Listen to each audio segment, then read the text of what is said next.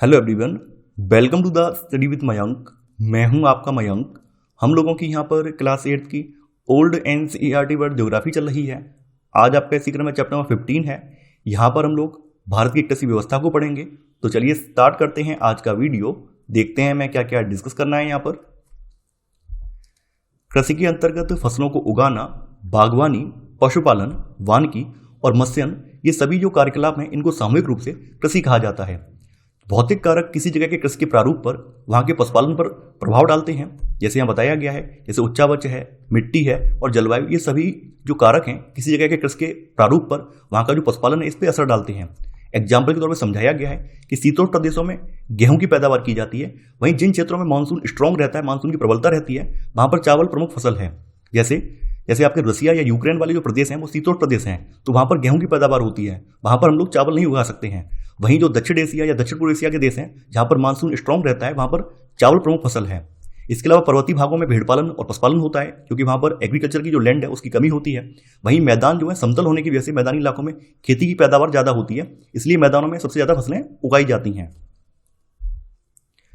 अब यहाँ पर कृषि की ऋतुओं की बात की गई, कौन कौन सी कृषि की ऋतुएं होती हैं। तो जैसा कि आप लोग जानते हैं, हमारे यहाँ जून में मानसून का आगमन होता है। सबसे पहले मानसून जो है केरल के तट पर पहुंचता है, केरल के मालाबार तट पर पहुंचता है। तो जून में मानसून के आगमन के साथ भारत में कृषि कार्य जो है प्रारंभ हो जाता है। हमारे यहाँ फसलों की खेती से संबंधित 3 कृषि ऋतुएं देखने को मिलती हैं, खरीफ, रबी और जायद।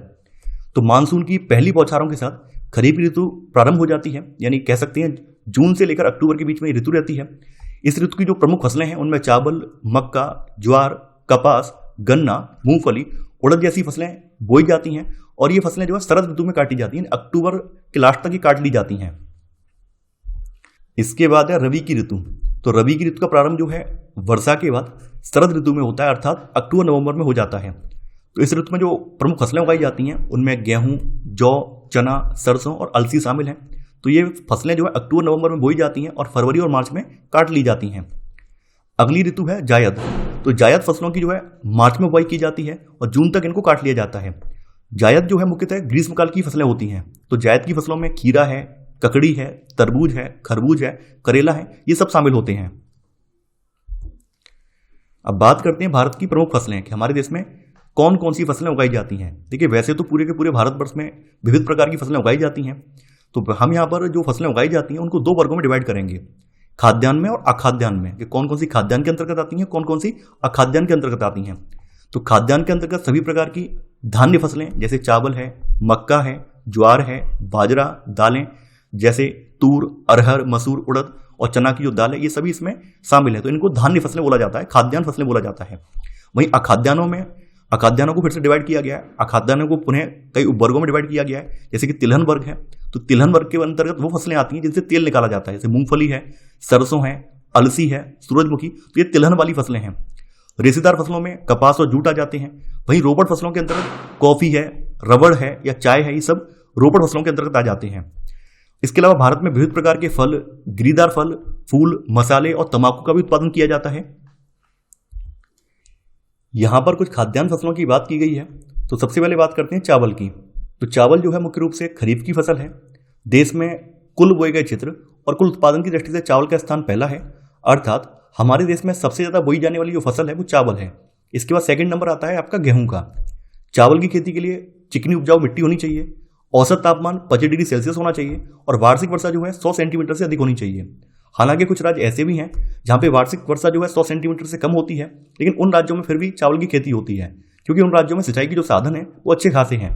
तो पंजाब और हरियाणा ऐसे राज्य हैं जहां पे सिंचाई के द्वारा चावल को उपजाया जाता है। आर्द्र पूर्वी भाग, देखिए ये वाला पार्ट जो है आर्द्र पूर्वी भाग है। आर्द्र पूर्वी भाग जहां पे वर्षा का औसत 100 सेंटीमीटर से अधिक है, नदी की घाटियां और डेल्टाई क्षेत्र जो हैं ये चावल उत्पन्न करने वाले प्रमुख क्षेत्र हैं। तो चावल उत्पन्न करने वाले राज्यों के नाम बताए गए हैं। यहाँ पर आप मैप में देख पा रहे होंगे चावल उत्पन्न करने वाली पूरी बेल्ट दिखाई गई है, ये कहाँ कहाँ पर चावल का उत्पादन हो रहा है, तो यहाँ पर दर्शाया गया है। ये प्रमुख क्षेत्र हैं जो ग्रीन में है, और हल्का ग्रीन है वो गौड़ क्षेत्र है। तो ये आप देख पा रहे होंगे, ये पूर्व भारत का पूर्व वाला जो पार्ट है ये प्रमुख क्षेत्र है। और पश्चिम में आप देख रहे हैं थोड़ा सा पंजाब और हरियाणा साइड देख रहे हैं, ये गौड़ क्षेत्र में आ जाएगा। तो पश्चिम बंगाल, यूपी, झारखंड, छत्तीसगढ़, आंध्र प्रदेश, बिहार, पंजाब, मध्य प्रदेश, तमिलनाडु तथा केरल जो है प्रमुख चावल उत्पादक राज्य हैं। इसके बाद है गेहूं। गेहूं जो है रबी की फसल है। गेहूं को अच्छे जल निकास वाली मिट्टी चाहिए, मध्यम तापमान चाहिए और इसके लिए वार्षिक वर्षा 50 से 75 सेंटीमीटर के बीच में होनी चाहिए। गेहूं के पौधों को बढ़ने के समय पानी की आवश्यकता होती है, लेकिन जब फसल पकती है इसकी उस समय मौसम उष्ण यानी गर्म और धूप वाला होना चाहिए। तो आपने देखा होगा कि गेहूं की जो बुवाई होती है अक्टूबर नवंबर के महीने में होती है और वहीं इसकी जो कटाई होती है मार्च अप्रैल के महीने में होती है। भारत में गेहूं मुख्य रूप से उत्तर पश्चिम के भागों में अर्थात पंजाब, हरियाणा और पश्चिमी यूपी में उगाया जाता है। जैसा कि आप देख पा रहे हैं, डार्क वाला जो एरिया है ये प्रमुख क्षेत्र है और हल्का सा जो आप देख पा रहे हैं ये गौण क्षेत्र है। चावल की बात, गेहूं जो है क्षेत्र और उत्पादन की दृष्टि से देश का दूसरा महत्वपूर्ण खाद्यान्न है। कई बार ये पूछा जाता है और इंपॉर्टेंट है कि चावल के बाद कौन सा खाद्यान्न जो देश का प्रमुख खाद्यान्न है, तो गेहूं है। इसके बाद मोटे अनाजों में रागी, ज्वार, बाजरा, मक्का और जौ को शामिल किया जाता है। मोटे अनाजों को कम पानी की आवश्यकता होती है, इसलिए इन्हें उन क्षेत्रों में उगाया जाता है जो क्षेत्र शुष्क होते हैं, जहां पे वर्षा पर्याप्त नहीं होती है। तो महाराष्ट्र, कर्नाटक, एमपी, राजस्थान, गुजरात और यूपी के कुछ भाग जो हैं ये मोटे अनाजों के प्रमुख उत्पादक हैं। देखिए, अनाजों के बाद दालें भी हमारे खाद्यान्न का एक प्रमुख मद है और ये हमारे भोजन में प्रोटीन का प्रमुख स्रोत है। इन दालों से हमें प्रोटीन प्राप्त होता है। तो चना, अरहर अथवा तूर, मसूर, उड़द, मूंग और मटर ये दालों की प्रमुख किस्में हैं। देखिए, दालों को भी कम वर्षा की आवश्यकता होती है, तो इन सभी दालों को उन क्षेत्रों को छोड़कर जहां वर्षा बहुत अधिक होती है पूरे भारतवर्ष में उगाया जाता है। इन्हें ज्यादा पानी की आवश्यकता नहीं होती, बल्कि कम पानी में दालें उगाती हैं। देखिए, दाल जो है एक फलीदार पौधा है, अर्थात एक नाइट्रोजनी पौधा है। तो दालों का जो प्रयोग है, दालों को जो उगाया जाता है इस हिसाब से उगाया जाता है ताकि फसल चक्र मेंटेन रहे। देखिए, मृदा में अगर नाइट्रोजन बनी रहेगी तो पौधों को पोषक तत्व मिलते रहेंगे। जैसे कोई भी पहले हमने एक ऐसी फसल उगा दी जिसको ज्यादा नाइट्रोजन की आवश्यकता है और उसके बाद क्या होगा, जमीन की जो नाइट्रोजन की क्षमता है वो कम हो गई। बाद में हमने वहां पे दाल या फिर और भी फलीदार पौधा उगा दिया, उससे क्या होगा, जो मृदा की नाइट्रोजन की क्षमता वो बढ़ जाएगी। तो दाल के पौधे फलीदार होते हैं और ये जिस मिट्टी में बोए जाते हैं उसकी उर्वरता को ये बनाए रखते हैं। तो यहाँ पे बताया भी गया है कि अनाज उगाने के पश्चात खेतों में दाल और इसी तरह की अन्य फसलों को बोया जाता है ताकि मिट्टी अपनी उर्वरा शक्ति को पुनः प्राप्त कर सके। इसके बाद तिलहन है। तो तिलहन में आपका मूंगफली आ जाता है, तोरिया, सरसों, तिल, अलसी, अरंडी, तिल्ली, कुसुम या करड़ी, सूरजमुखी और सोयाबीन जो है तिलहन के अंतर्गत आते हैं। देखिए, परंपरागत रूप से अगर बात करें तो परंपरागत रूप से पूर्वी और उत्तर भारत में तोरिया और सरसों का तेल इस्तेमाल किया जाता है खाने बनाने में, जबकि पश्चिमी भारत में मूंगफली का और दक्षिण भारत में नारियल का प्रयोग किया जाता है। इन नारियल का ऑयल खाने में प्रयोग करते हैं। अब आ जाते हैं आपके अखाद्यान्नों में। तो अखाद्यान्नों में आपका कपास है। तो दक्कन के पठार की जो काली मिट्टी है, तो काली मिट्टी जो कपास के लिए अच्छी मानी जाती है। तो दक्कन के पठार की काली मिट्टी में कपास का पौधा अच्छी तरह से उगता है। इसके वर्धन काल में पर्याप्त वर्षा के साथ साथ ऊंचे तापमान की आवश्यकता होती है। जैसे कि कपास के जो डोड़े हैं, तो कपास के डोड़ों को पककर तैयार होते समय इसे खिली धूप वाला मौसम चाहिए। देख पा रहे हैं कपास के डोड़े बोले जाते हैं। तो जब ये तैयार होते हैं उस समय खिली धूप वाला मौसम होना चाहिए। तो लंबी रेशे वाली जो कपास है वो पंजाब में, हरियाणा में और इनके पड़ोसी क्षेत्रों में उगाई जाती है। वहीं महाराष्ट्र, आंध्र, मध्य प्रदेश, गुजरात और राजस्थान में जो है छोटे और मध्यम रेशे वाली कपास उगाई जाती है। कपास के बाद अगला रेशा है आपका पटसन या जूट। तो पटसन या जूट को उच्च तापमान, प्रचुर जल और ऐसी मृदा चाहिए जिसकी उर्वरता जो निरंतर बनी रहे। परिणाम स्वरूप जो पटसन है, पटसन भारत में मुख्यतः इसकी खेती जो पश्चिम बंगाल में जो गंगा का डेल्टा है वहां पर की जाती है। तो उड़ीसा, असम, बिहार और पूर्वी यूपी में भी पटसन उगाया जाता है। देखिए, पटसन से विभिन्न प्रकार की वस्तुएं बनाई जाती हैं, जैसे थैले हैं, गलीचे हैं या फिर अन्य हस्तशिल्प की जो वस्तुएं हैं वो बनाई जाती हैं। इसके बाद है अब आपकी रोपड़ फसलें। तो रोपड़ फसल में सबसे पहली फसल आ जाती है चाय। देखिए, चाय के लिए अधिक उपजाऊ और अच्छे जल निकास वाली मिट्टी में ये अच्छी प्रकार उगती है। यानी कंडीशन ये है चाय के पौधे के लिए, एक तो ये पहाड़ी ढलान होना चाहिए जहां पे अच्छी खासी वर्षा हो, लेकिन वर्षा का पानी इसकी जड़ों में रुके ना, निकल जाए। तो उष्ण और आर्द्र जलवायु और वर्ष वर्ष समान रूप से होने वाली 200 सेंटीमीटर से अधिक वर्षा इसके लिए सर्वाधिक उपयुक्त मानी जाती है। देखिए, चाय की पत्तियों को हाथ से तोड़ा जाता है, जैसा कि आप देख पा रहे हैं, इसलिए देख रहे हैं ये। तो चाय की पत्तियों को हाथ से चुन रही है और यह कार्य जो अधिकतर कुशल महिला श्रमिक ही करती हैं। चाय जो है असम की ब्रह्मपुत्र और सुरमा घाटियों में, पश्चिम बंगाल के हिमालय के ढालों पर, कांगड़ा, कुमाऊं और दक्षिण भारत की नीलगिरी की पहाड़ियां हैं, इनकी ढालों पर ही उगाई जाती है। दूसरी रोपड़ फसल है कॉफी। तो कॉफी के पौधे को उगाने के लिए उपजाऊ और अच्छे जल निकास वाली मिट्टी, उष्ण जलवायु और मध्यम वर्षा की आवश्यकता होती है। देखिए, यहां पर एक चीज नोटिस करने वाली है, चाय के लिए हमें 200 सेंटीमीटर से अधिक वर्षा वाला क्षेत्र चाहिए, जबकि इसके लिए हमें ऐसा क्षेत्र चाहिए जहां पर मध्यम वर्षा हो, ज्यादा वर्षा ना हो। तो उष्णकटिबंधीय उच्च भूमियों में इसकी उपज सबसे अधिक अच्छी होती है। कर्नाटक, केरल और तमिलनाडु इसके प्रमुख उत्पादक राज्य हैं। तीसरा रोपड़ पौधा है रबड़। तो रबड़ के पेड़ के चीड़ से प्राकृतिक रबड़ प्राप्त किया जाता है। चीड़ का मतलब दूध। जैसे कि आप देख पा रहे हैं पेड़ में तने में कट लगा दिया और तने से यहाँ से हल्का हल्का हल्का हल्का इसका जो दूध निकल कर आ रहा है उसको इकट्ठा कर लिया जाता है और उससे रबड़ प्राप्त की जाती है। तो रबड़ का पौधा उन क्षेत्रों में खूब बढ़ता है जहाँ पे वर्ष भर उच्च तापमान रहता है, भारी वर्षा होती है, यानी खास करके उष्णकटिबंधीय जलवायु वाले जो प्रदेश हैं उन प्रदेशों में रबड़ की खेती की जाती है। तो केरल और तमिलनाडु रबड़ के प्रमुख उत्पादक राज्य हैं हमारे यहाँ। चौथी रबड़ फसल है गन्ना। ऐसा विश्वास किया जाता है कि गन्ने की जो जन्मभूमि है वो भारत है। तो गन्ने के पौधे के लिए उच्च तापमान, सिंचाई के लिए अधिक और अच्छे जल निकास वाली उपजाऊ मिट्टी की आवश्यकता होती है। हमारे देश के बहुत सारे भागों में गन्ने की खेती होती है, लेकिन इसके प्रमुख जो उत्पादक राज्य हैं उनमें यूपी, पंजाब, हरियाणा, बिहार, महाराष्ट्र, कर्नाटक, तमिलनाडु और आंध्र प्रदेश शामिल हैं। दक्षिणी राज्यों में गन्ने की प्रति हेक्टेयर उपज अधिक है, यानी उत्तर भारत की तुलना में दक्षिण के जो राज्य हैं उनमें गन्ने की जो प्रति हेक्टेयर उपज है वो ज्यादा है। इसके बाद जो बागवानी वाली फसलें हैं वो आ जाती हैं।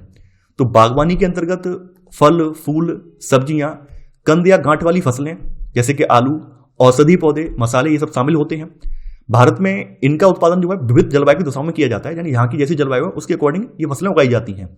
जैसे फलों में सेब, आड़ लिखा है यहाँ पे, आड़ू, आलूचा, आलू बुखारा, बादाम, अंजीर और चेरी, ये सभी जो है जम्मू कश्मीर और हिमाचल प्रदेश की जो शीतोष्णकटिबंधीय जलवायु है वहां पर उगाई जाती हैं।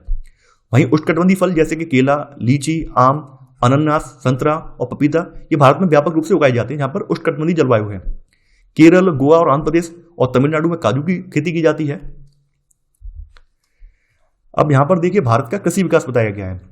जैसा कि आपने पढ़ा होगा कि भारत एक कृषि प्रधान देश है। कृषि प्रधान देश इसलिए बोला जाता है क्योंकि यहाँ की 50% से अधिक जनसंख्या कृषि कार्य में संलग्न है। तो वर्ष 2011 की जो जनगणना है इसके आंकड़ों के अनुसार देश की लगभग 55% जनसंख्या कृषि और इससे संबंधित गतिविधियों में जुड़ी हुई है। अगर देश के सकल मूल्यवर्धन में देखें तो देश के सकल मूल्यवर्धन वर्तमान मूल्य पर 2017-18 का आंकड़ा है, तो देश के सकल मूल्यवर्धन 2017-18 में कृषि एवं संबद्ध क्षेत्र की हिस्सेदारी जो है लगभग 17.1% है। यानी कहने का मतलब ये ग्रॉस वैल्यू एडिशन जीवीए के आधार पर निकाला गया, जीवीए के आधार पर। तो जीवीए में जो आपका प्राइमरी सेक्टर है जिसमें कि आपका कृषि कार्य शामिल है, तो कृषि की हिस्सेदारी जो है 17.1% है। देखिए जैसा कि आप लोग जानते हैं एग्रीकल्चर एक प्राथमिक क्रिया यानी प्राइमरी सेक्टर में आ जाता है। इसके अंतर्गत खेती, पशुपालन, मत्स्य पालन और वानिकी आदि को शामिल किया जाता है। भारत के कुल क्षेत्रफल का लगभग 60.43% भाग कृषि के अंतर्गत आता है। ये सभी नए आंकड़े हैं। देखिए भारतीय कृषि की खास बात यह है कि भारतीय कृषि जो है मानसून पर आधारित है, इसलिए भारतीय कृषि को मानसून का जुआ भी कहा जाता है। आपने देखा होगा कई बार ओले पड़ गए, कई बार बारिश ही नहीं हुई, सूखा पड़ गया, तो कई बार लोगों की फसल खराब होती है और इस वजह से किसानों को आत्महत्या तक करनी पड़ती है। तो इसी वजह से जो आपकी कृषि है तो इस कृषि को मानसून का जुआ भी कहा जाता है। अब है पशुपालन। तो पशुपालन के अंतर्गत भैंस, भेड़, बकरियां, सुअर और कुक्कुट आ जाते हैं। और भारत में पशुपालन जो है विशेष महत्व रखता है। पशुपालन जो है सूखाग्रस्त क्षेत्रों में, पहाड़ी और जनजातीय क्षेत्रों में रहने वाले जो असंख्य लोग हैं इनके लिए गौड़ व्यवसाय है। यहाँ पर मैंने पशुधन से संबंधित जो लेटेस्ट आंकड़े वो रखे हैं। तो 20वीं पशुधन जनगणना 2019 के अनुसार देश में कुल पशुधन आबादी 53.67 करोड़ है। भारत के पास लगभग 11 करोड़ भैंसें हैं, 14.88 करोड़ जो बकरियां हैं, 7.4 करोड़ भेड़ें हैं, 90 लाख सुअर हैं और 85.18 करोड़ जो है कुक्कुट हैं यानी मुर्गियां हैं। इसके अलावा जो दुग्ध की उपलब्धता है वो बताई गई है यहाँ पर। 2021-22 में प्रति व्यक्ति दूध की उपलब्धता लगभग जो है 444 ग्राम प्रतिदिन थी, जो कि काफी इंपॉर्टेंट है, कई बार एग्जाम में पूछा भी गया है। तो 2021-22 में जो दूध की प्रति व्यक्ति उपलब्धता है वो 444 ग्राम प्रतिदिन हो गई है। मात्स्यिकी की बात करें यानी मत्स्य संसाधनों की बात करें तो जैसा कि जानते हैं आप लोग कि हमारी जो कोस्टल लाइन है, तटरेखा है, काफी लंबी है। हमारी तटरेखा जो लगभग 7,516 किलोमीटर लंबी है, इसलिए हमारे पास मत्स्य संसाधन भरपूर हैं। यानी हमारे यहाँ के जो मछुआरे हैं उनके पास एक विस्तृत समुद्र मिलता है जहां पर वो आसानी से मछलियां पकड़ सकते हैं। तो हमारे यहाँ पाई जाने वाली मछलियों की सामान्य किस्मों में हेरिंग, सार्डाइन, टूना, सालमन और मैक्रेल ये सब शामिल हैं। इसके अलावा अंतर्देशीय मात्स्यिकी अर्थात अलवड़ जल यानी जो मीठे पानी की झीलें वगैरह हैं या फिर जो नदियां वगैरह हैं उनमें भी जो है मत्स्य पालन किया जाता है। तालाबों, जलाशयों में मत्स्यन भी ये भारत में अत्यंत महत्वपूर्ण है। व्यापारिक महत्व की मछलियां जैसे कि प्रॉन है, शेल फिश है, फिन फिश है, इनके मत्स्यन को बढ़ावा दिया जा रहा है। देश में 2021-22 में 162.48 लाख टन जो है मछली का उत्पादन दर्ज किया गया है। लेटेस्ट आंकड़ा मैंने दिया है ये सब। तो ये था हमारा आज का वीडियो।